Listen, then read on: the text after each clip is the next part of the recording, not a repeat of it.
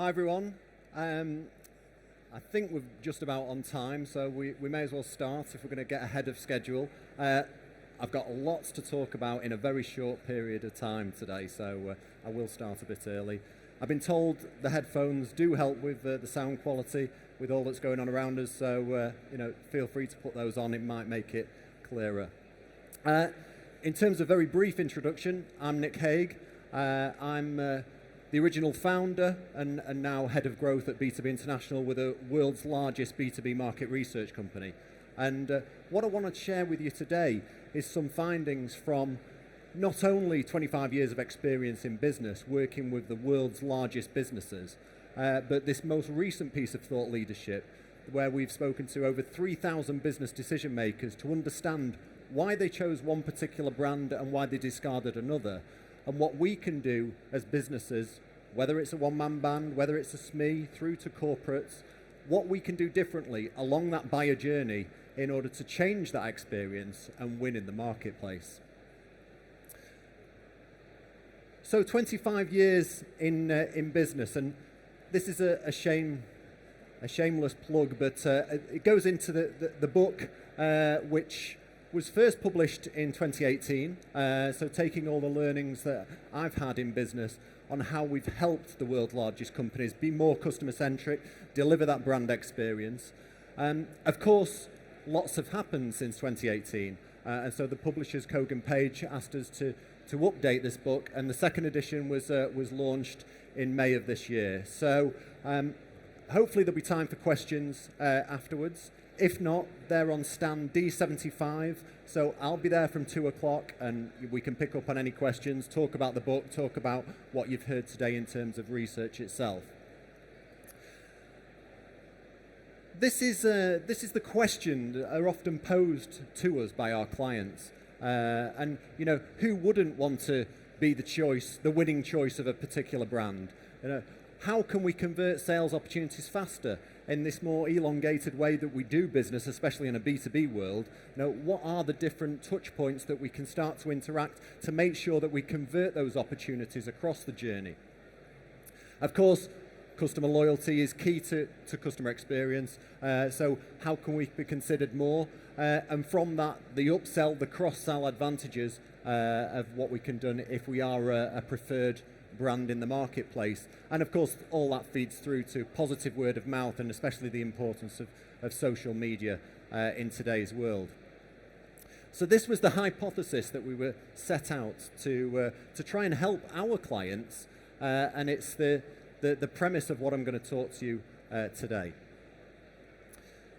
So what did we do? Well, this is the world's largest B2B survey of brands, and over 3,600 conversations with B2B buyers. So global in range and scope. So I'm going to talk to you about the high-level findings today, but of course we've got so much data we can slice and dice this in a regional basis, in a country basis, or even in a sector basis. We had to choose certain sectors. We couldn't go everywhere. So we plumped on the 4 sectors of professional services, manufacturing, technology, and financial services.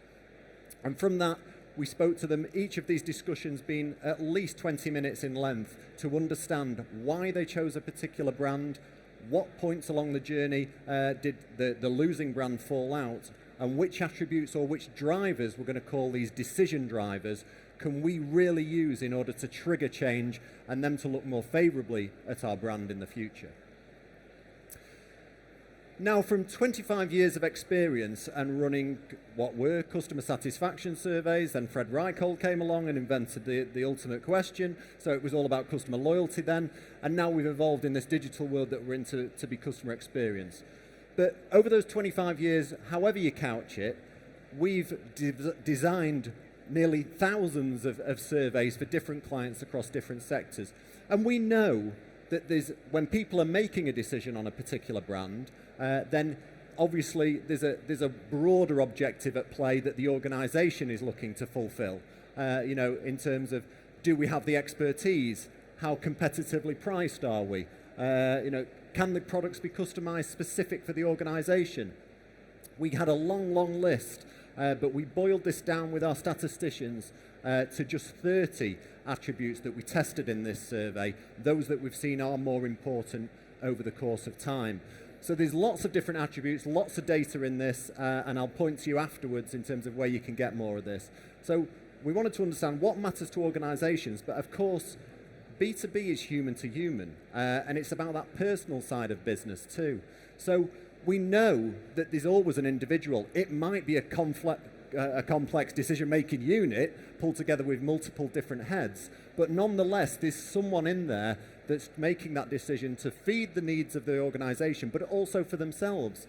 And what we've seen over time is that there's some other elements, some other decision drivers that are really important that we need to take account of when we're trying to build an experience. Yes, we need to meet this, but also, there's these particular values and drivers. And by the way, some of these have come to the fore more in the last few years, and that's what I'm going to talk to you about today. So, what are the most impactful and relevant brand experiences that we can deliver with all this in mind? That's enough of the theory. Just again, one slide before we get into the data itself. We know there's a journey, and we know that 95% of people are only ever out of market. Only 5% of people at any one time are in market thinking about buying a particular product. So this particular research not only looked at those people that are out of market and what triggers or pushes them to think about changing a brand or doing some research around what the other possibilities, opportunities are, but then once in market, doing the research, speaking to sales teams, obviously signing a contract, and then through to in-use and that further loyalty at the back end of the journey. We covered all this in our questionnaire to understand what this looks like and at which points can we start to do things differently along the journey. That's the boring theory. Now into what matters most. And this is a tracker survey, so this is where it starts to get interesting, because we've done this over a course of a number of years, so we can start to see what really does start to differentiate, and especially in the last few years with digital disruption and this more hybrid way of world that we're working in. I think the starting point is to recognize that maybe some of these trends that I'm going to share with you today is because of generational differences that are coming through the workforce. If we just lean back on the data just over the last 3 years, we can start to see that there really is this change at the top of the decision tree in terms of age ranges, what these people have grown up with and therefore what they need. So we, as marketeers, if we're trying to speak to these people, really do need to understand this, that millennials have taken over in the workplace now. They really are the dominant force, and therefore thinking about messages that we can land, the experience that we need to land, we need to take that into consideration, because those baby boomers are still there in some shape or form, but they're retiring soon, and it's the next generation that's coming through. So understanding what their needs are and how we can more closely meet them. I think the other big difference that we've seen as we've tracked this data over time is that when we just look back on 2021, when we asked which brand did you choose in a particular buying situation and which did you lose and why, and looked at the difference in the experience that they rated each of those brands, it was quite far apart. And as we've moved just over the last 2 years, things have moved massively. And now, in the majority of cases, when we look at why a brand was chosen and why one wasn't, and the experience that was delivered against that, it's pretty close. So, I suppose the learning is, we can't stand still, we can't rest on our laurels. We need to make sure that we need to keep evolving, we need to keep looking to do things differently, and on the back of that, starting to pull some distance and some blue sky between us and the competing brands. Now, I shared up front with you the buyer journey of what we looked at first of all, and in terms of the journey, I've simplified this into chunks, if you like, in order to show the difference here. But the key theme is that rising expectations from customers, and this is in a B2B world, are very much being impacted on what we see in our consumer lives. Especially this, we've seen this in all studies that we do for our clients. Expectations are rising because we're working from home a lot of the time anyway, so why can't we have that full transparency along the supply chain of where my particular product is, or when something's going to get delivered or fitted? When in our consumer worlds, that's at a touch of a button, that's there on a dashboard, we're getting messaged all the time. What we saw as we came out of COVID is that actually buyers were a bit more relaxed, and they were giving brands themselves a lot more license to not deliver against expectations. But as we've come away from 2021, 22, and now this findings 2023, no longer are expectations being met. You know, they're fed up of saying, oh, well, it used to be like this.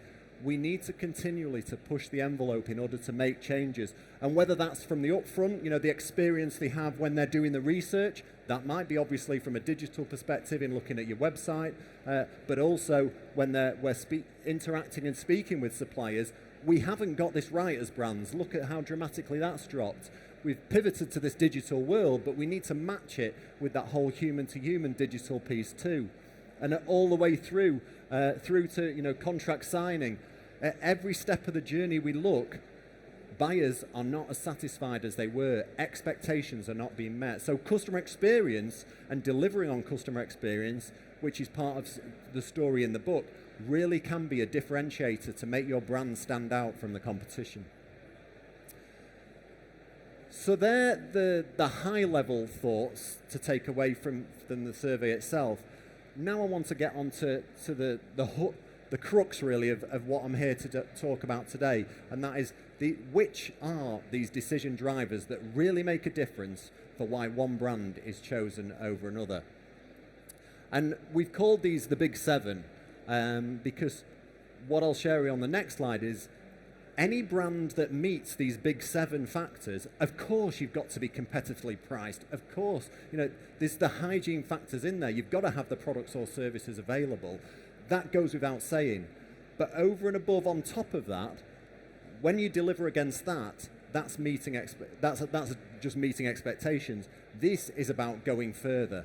This is about delivering something different in the marketplace that really makes people win. And I'll share a few brands that have been brought up in the survey and what they're doing. But just going through it from the top here, we talked first of all about company decision drivers, you know, why people choose a particular company. Well, of course, yes, they need that expertise. And more importantly, they need to fit together. Things need to work smoothly together. As I look around here today, it's all about, you know, software, commerce, joining things up. But it's got to work seamlessly with the operations that are already in place. But they're the only two factors that are important to the business objectives.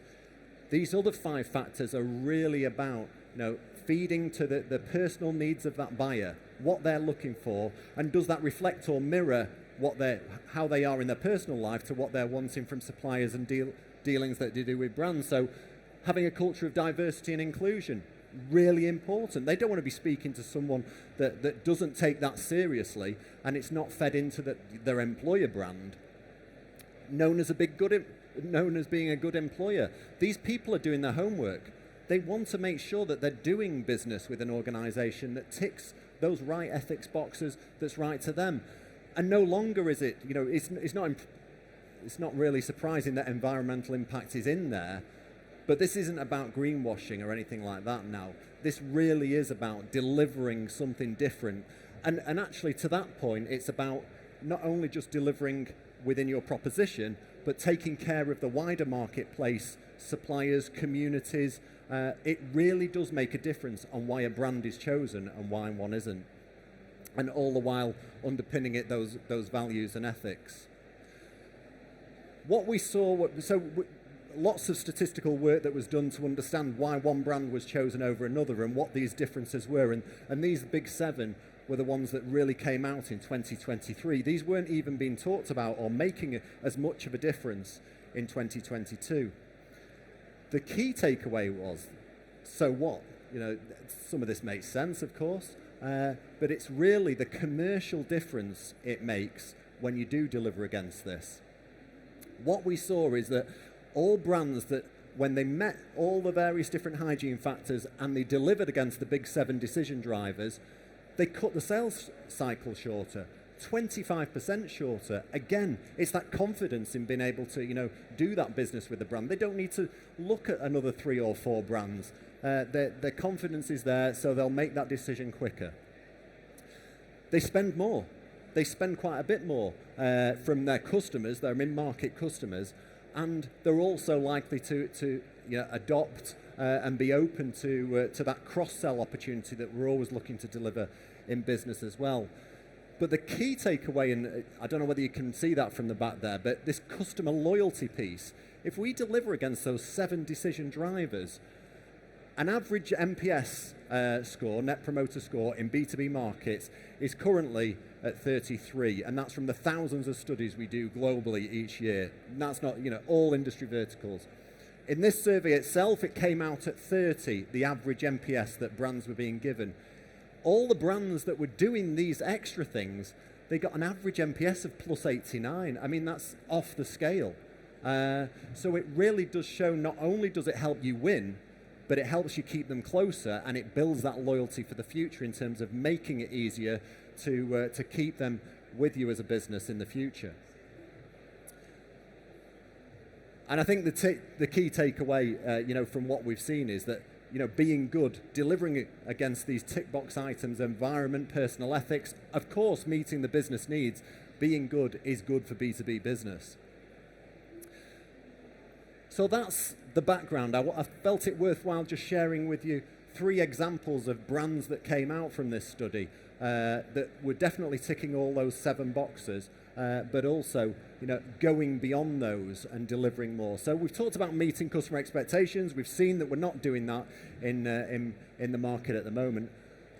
What are these people what are these people doing to go beyond customer expectations? I think the starting point is, and I've not shared this with you as one of the big 7, but this is still important. It was important in 21, it was important in 22, it was important this year, and it will be important next year. It's about trust. And that underpins all brands and why we choose a particular brands. But do you feel safe? Again, it's down to the individual. These are multi-million-dollar contracts sometimes when we're looking at corporates. Do they feel safe and in safe hands that they're going with the right brand? And this is, in addition to the big 7, really important. A good example of a brand that was delivering against this is Caterpillar. We do their global customer experience via their dealer network, which is Finning in Canada and here in the UK. So, of course, that safety, that what underpins that? Well, they've got a wide dealer network, so they're always there at hand to help them with any queries. Using technology to the best of the ability, so parts and servicing app that also clicks through into this dealership network to allow them to have at the fingertips where parts are, how quickly they get delivered, and that pledge to always deliver against customer agreements.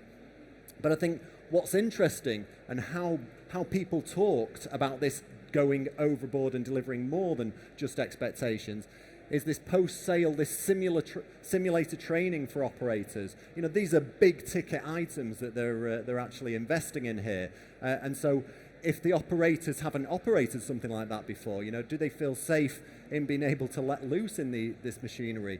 Well, in terms of what we saw, they talked about these 3 different sites over the world, so Illinois, Arizona, and one in Malaga for Europe, where all drivers can go, take the various different training and give them in the simulator at least that first-hand experience before they're let loose on the real thing. Just touching on a few of these other particular decision drivers, so aligns with my personal values and ethics. This is one that's really come to the fore and really does make a difference for why brands are chosen over others. And one example is AT&T.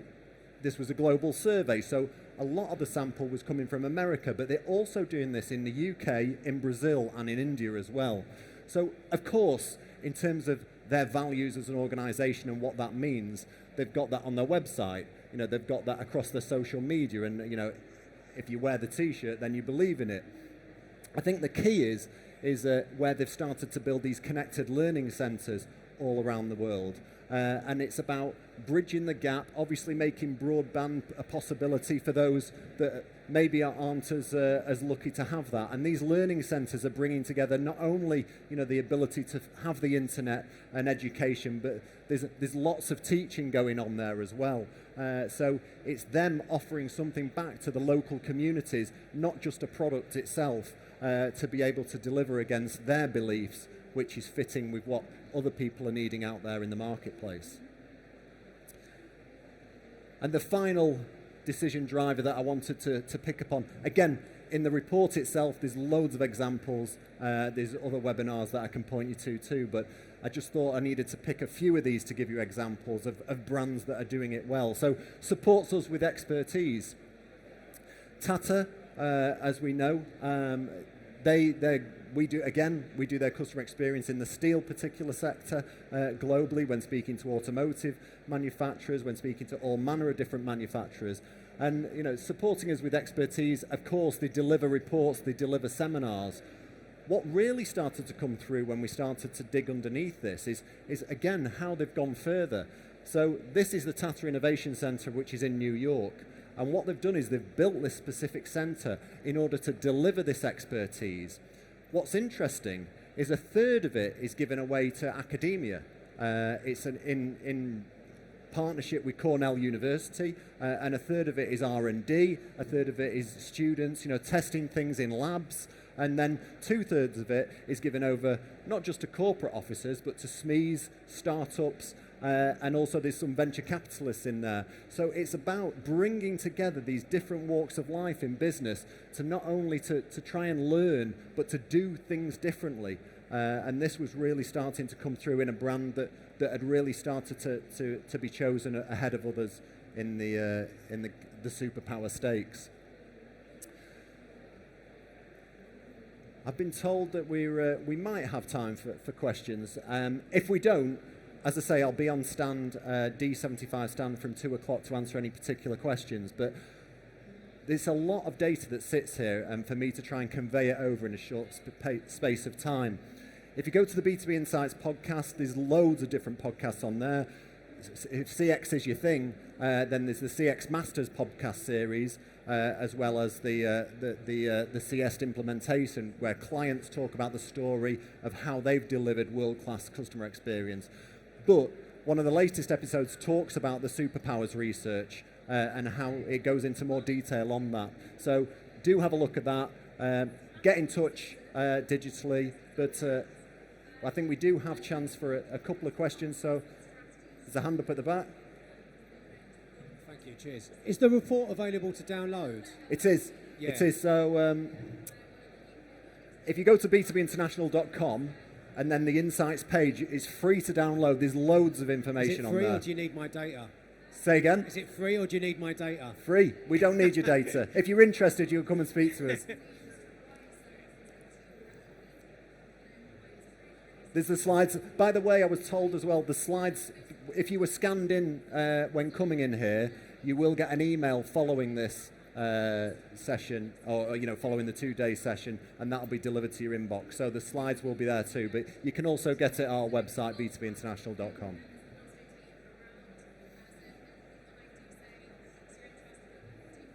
Okay. No more questions? Well, yeah, if you do have any, get directly in touch, or I will be on stand D75 at 2 o'clock.